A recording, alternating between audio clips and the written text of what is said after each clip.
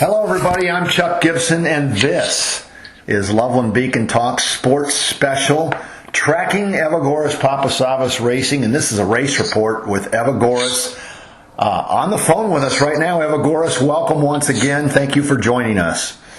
Yeah, thank you for having me on. Trust me, it's our treat. We love it. But, man, a lot has happened even in just a week or so since we talked. And, obviously you had the great result, 10 or so days ago at Alabama. And then you got to race at, I guess it's got to be one of your favorite places, too. You got a lot of experience at the Indianapolis Motor Speedway. So that had to be a lot of fun last weekend at the Indianapolis Motor Speedway for the Indianapolis Motor Speedway Grand Prix. So tell us a little bit, give us your take on how the racing weekend was for you at the Indianapolis Motor Speedway. Yeah, I mean, at Indianapolis, it was quite, it was all right, considering, it was just my second race. But obviously when you look at the results at the end of the day, I would have liked to score higher for sure, considering my first result at Barber was really good, but that's racing sometimes. That's how it works.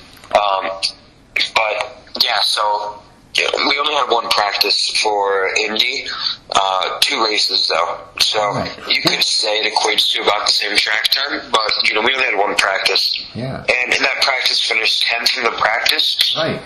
Wasn't we had some issues with the car here and there. Kind of similar issues we've had in the USF 2000 around there, even though they're both drastically different cars. It's still the same track, and at the end of the day, they're both race cars.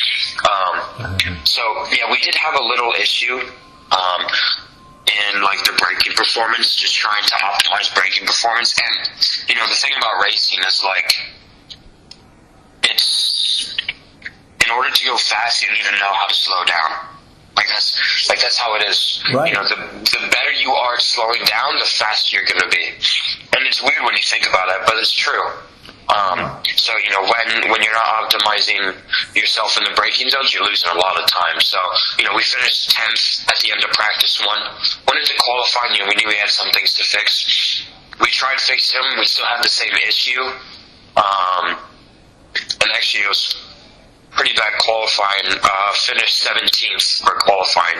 So that meant that I started both races in 17th. Yeah. Well, and that's, I'm glad you kind of went through, a little bit of what the, what I'll call it the mechanical issues through practice. And, because, I was not there at Indianapolis with you this year, but, watching, on FS1 and checking the results with the INDY NXT series on the face or on their web page and all that, and I thought it looked like you had a pretty good practice. Obviously top 10, and again, even then you want better, but top 10 in practice. So I was looking for a really nice qualification, and when I saw the 17, oh yeah, so was I. I'll bet you were. But I saw the 17, and I'm scratching my head, and I thought, what the heck happened? Which I got to tell you, Evagoras, you are never going to get a text message from me that says, what the heck happened? but anyway, somebody else can ask you that question. That's not for me. But I did hear, actually, as we texted later on after the first race, and what, for the listeners, I mean, you've been, you're always so humble. I love it, but for the listeners, so you started 17th because of that qualifying 17th, but the result in race number 1, Friday night at IMS, you moved up, 7 spots for a top 10 finish, which picking up 7 spots on that road course in 35 laps, that's pretty darn good. I think I'm sure your team was happy. And you had it was a good recovery looking back at it, and I actually tied for the most passes made during that race with my teammate Liam Skeets. Right. So we actually tied in most passes made during that race. So it was a good recovery. Oh, I gotta go back. So, and again, I might be pushing your memory because here we are talking on Thursday night, and that race was, almost 7 days ago, last Friday at 7 p.m. But that last pass, which I think was passing Missig, I think to move from 11th to 10th. Do you recall that last pass for you that got you to 10th? I do. Yeah, I do recall that pass. Yes. Evagoras, I just thought that was such a nice pass. Can you kind of take us through that and what did you? I mean, did you like it? It was a good pass. So Indianapolis Motor Speedway. There's a big front straightaway. We use the entire front straightaway that the oval uses for the Indy 500. Right. So it's a big front straightaway. I got a really good exit out of the last corner before that because we were already side by side a little bit. So I set them up really well, got a good exit. So I had way better momentum, and I was, and with these Indy NXT cars, they have push to pass. So I was obviously on the push to pass, right? Which gives me 50 extra horsepower. So I was able to get nice and close to them. And then just pulling up to the braking zone. I held him down a little bit tight on the dirty part of the track, so he would have less braking performance. Right. And then I swing out to the racing line where all the grip and all the rubber is, so I can brake nice and late and how I should be braking. So I was able to brake nice and late, and I was able to squeeze him from the outside. I was able to squeeze him more on the inside and get the position. So, it was a pretty good move to secure that top 10 finish. I was jumping out of my seat at home saying, yes, because it was, it took you to 10th. So, right, yeah. Obviously you couldn't jump out of your seat, but you had to feel good moving up. Did you? I mean, you knew you were going from 11 to 10, right? Yeah. And actually a few more, if I had just like one more lap of that race, I would have passed, 9th and been up to 9th because I was getting closer every lap. Yeah. That's, you know what, to me, that is racing. And it just was, it's really, again, I'm not you, I'm not that experienced, I'm not a race car driver, but I just thought that pass really looked nice, and I felt like you worked for it and earned it and made a really nice pass to get to 10. And so, hey, congratulations on the 10 on Friday. But then again, here we go. We move to Saturday, and you're starting 17 again. And I know at one point on Saturday, and I finally did. By the way, I didn't get to watch it live Saturday. Had other commitments and everything, but I did watch it later on. Like Tuesday night or something, I finally got a chance to watch it. And I'm going to have to ask you, because I sort of know what happened.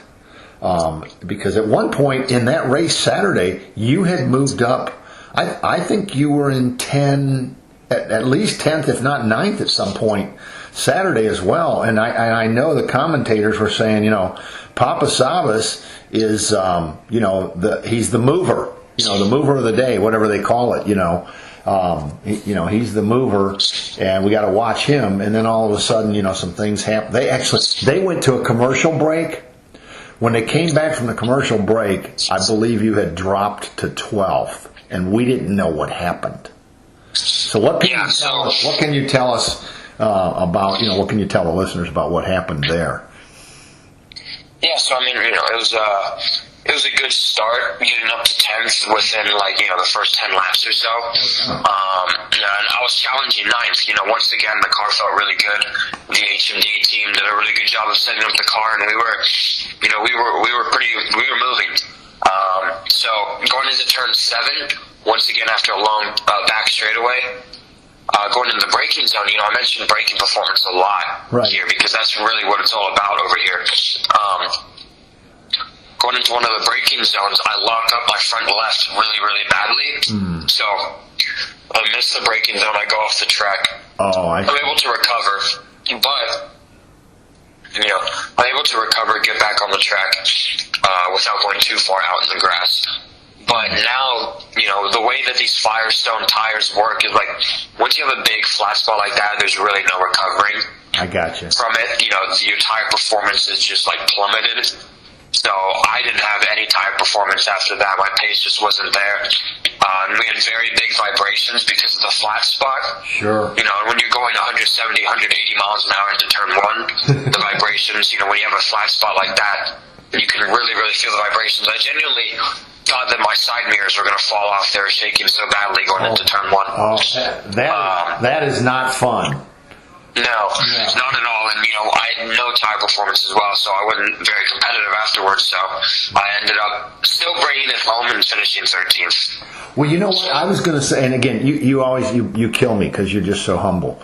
But obviously, you worked your tail off and maintain. Again, from ultimately 10, challenging for 9, flat spotting, and then hanging on to it. And I know Mike Marini, his comment after the race was talking about, you seemed like a seasoned pro handling that flat spot and still making your way to hold on to 13. And so, for the listeners, I just want them to know, if you're not going to say it yourself, I know your HMD team leader, Mike Marini, was really happy with how well you adjusted and maintained, your composure.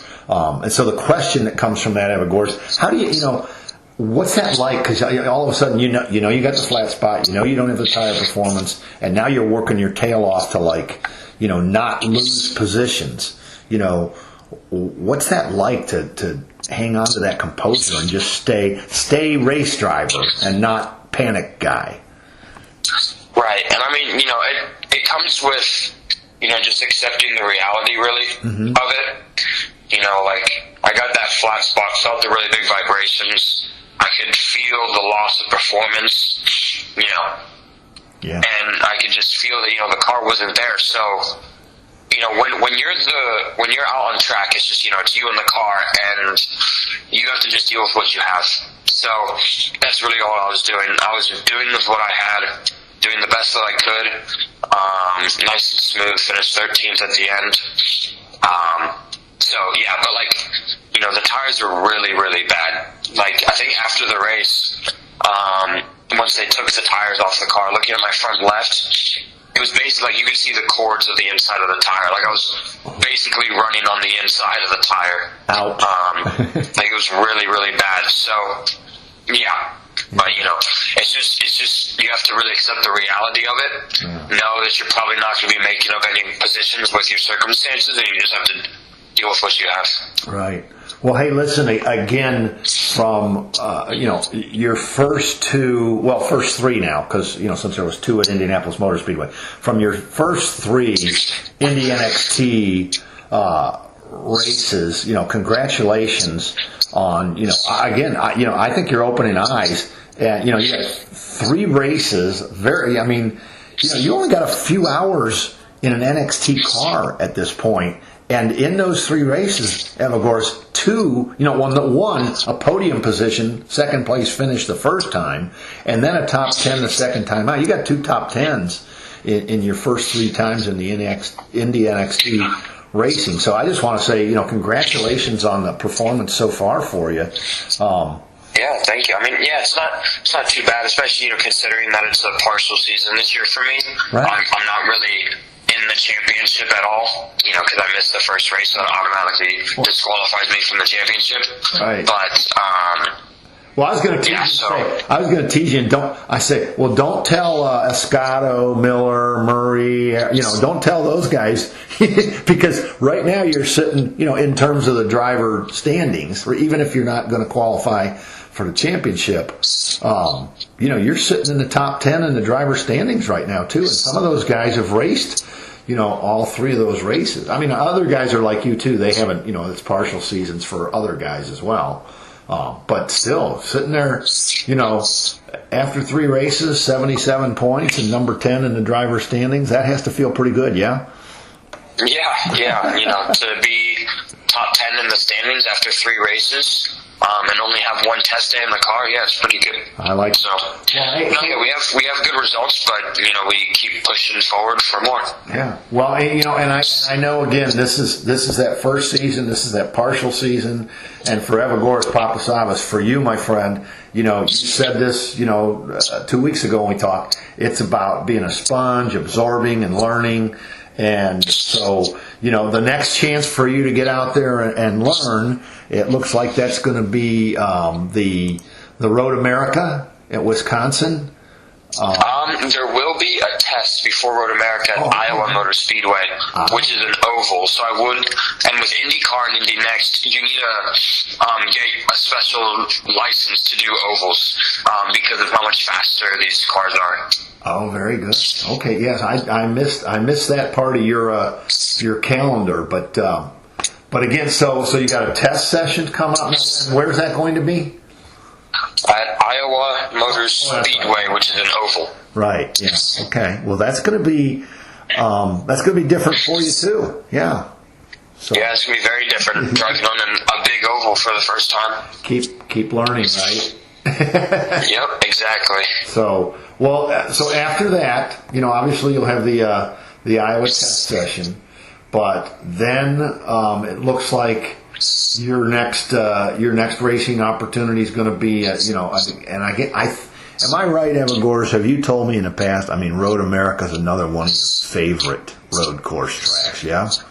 Oh yeah, I mean, to do Road America and Mid Ohio, as some of my races in Indy Next is really, really good, and I'm really happy that we can get these races that I know I'm pretty comfortable at. Outstanding. Well, the Grand Prix at Road America, for the listeners, that's going to be June 22nd. So, you got a little bit more than a month to do that, and in that month you're going to get on the track, at least on an oval, for some testing. And then, of course, you'll have a week, like 2 weeks from June 22nd to your July 6th race at the Grand Prix at Mid Ohio. So you got some racing coming up, but you got a little bit of time to prepare and get some more. I'll just call it Indy Next training between now and then. But yeah. Yep. So, well, what else you want to share with us? We're going to wrap it up. I know you're still trying. Heck, again, you're 17 years old. You're still trying to finish up the high school year. And so, how's that going? Are you getting caught up now that you've been busy racing the last couple of weeks, or how's that going for you? Yeah, I'm getting caught up now. Grades are starting to look better. So, yeah, we're gonna. The goal is to keep it that way for just one more week. Just got one more week after this week, so almost there. Well, we're rooting for you in the classroom too, Evagoras. Take care. Thank you. And then, I'm just going to have a little fun because I don't know if the listeners know this. Of course, with the name Papasavvas, there's a whole lot of your fans who know. You got a whole lot of family, but maybe some of the listeners don't know. So, that for you should know this. But Papasavvas, he's got some Greek roots. And so another one of the things you're doing right now is preparing for the Panegyri Festival as a dancer. So folks, in this Cincinnati, Ohio area, make sure you don't miss the Panegyri Festival. You can watch Evagoras do some Greek dancing. I'm just... Yes. I'm giving you up, Evagoras. Sorry. Well, hey, listen. No, I'm very, very proud of my Greek heritage. Yeah. Well, and I'm proud of that for you too, because as you know, I've got Greek heritage on my mom's side with my grandpa coming here from Greece. So that's a nice connection I feel like we have there. So I'm going to come and check that out. You better get that dance right, brother.